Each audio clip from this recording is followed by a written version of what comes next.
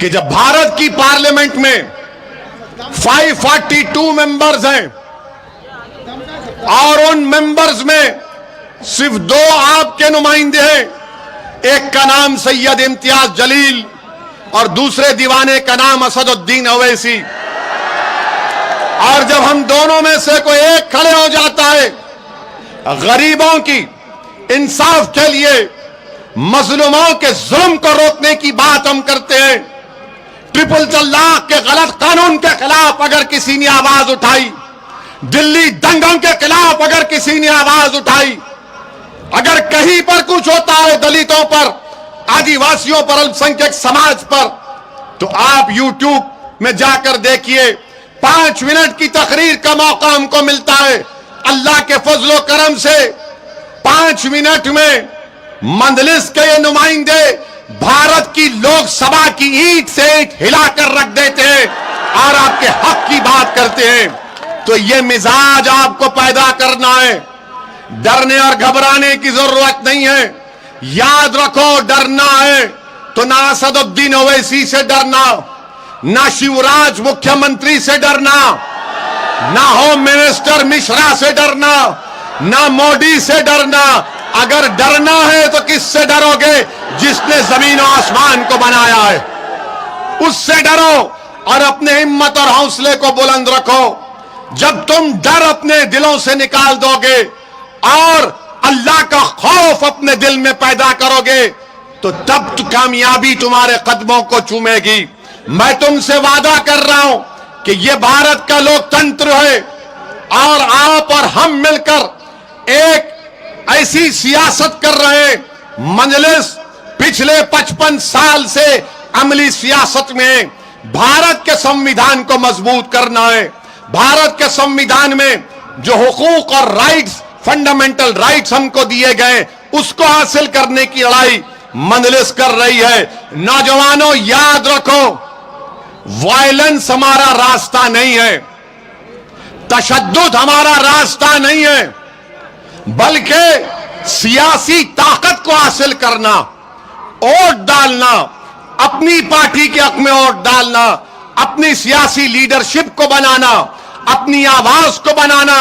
نوجوانوں تم وہاں کھڑے ہو، آج وہ دن دور نہیں ہے کہ جب تم کھنڈوا میں مجلس کو مضبوط کرو گے تو تم اس ڈائس سے اسی ہزاروں کی تعداد کے مجمع سے تم خطاب کرو گے۔ میری خواہش یہی ہے کہ مجھ سے زیادہ نیک اور قابل رکھنے والے لوگ ملت مظلومہ کی قیادت کر سکیں۔ نوجوانوں، یہ لڑائی آپ کی ہم لڑ رہے ہیں۔ میرے بزرگوں، آپ پر ہم نے تکالیف اٹھائی ہیں، اب ان نوجوانوں کو ہم کو تکالیف نہیں اٹھانا ہے۔ میں ہماری ماں اور بہنوں سے اپیل کر رہا ہوں، میری ماں اور بہنوں، تم نے رات میں راتوں گزار دی کروٹیں لے لے کر کہ میرے بچے اور میری بچی کا کیا ہوگا۔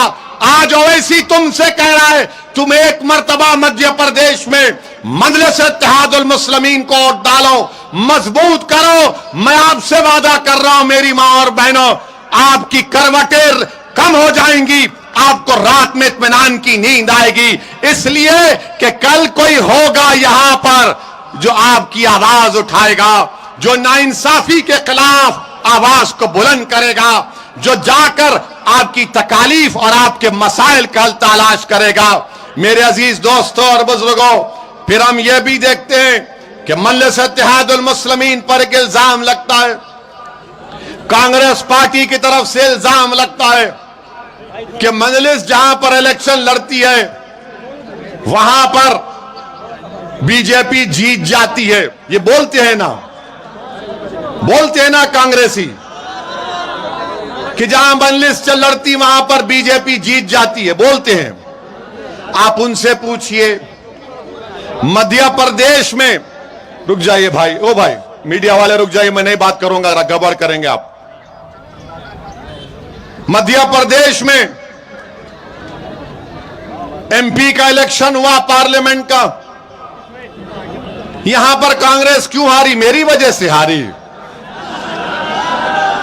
بتاؤ، کمل ناتھ جو فون کر کر کے اپنے چمچوں سے ڈرا رہے ہیں، کمل ناتھ وہ ڈرانے کے دن چلے گئے، اب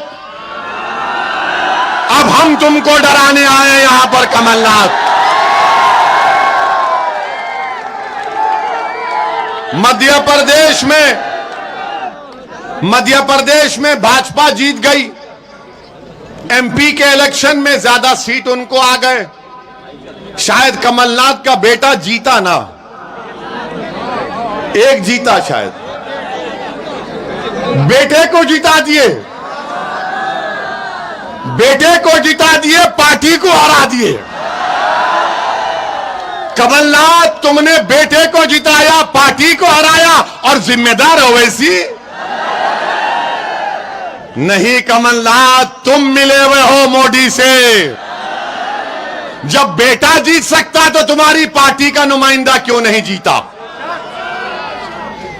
اچھا تو میرے عزیز دوستوں اور بزرگوں, تو اس لیے کمل ناتھ صاحب کو بھول جائیے.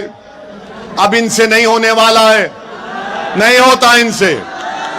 مکھیہ منتری بنے, 20 کانگریس کے MLA مودی کے گود میں بیٹھ کر چائے پی رہے ہیں. میں ذمہ دار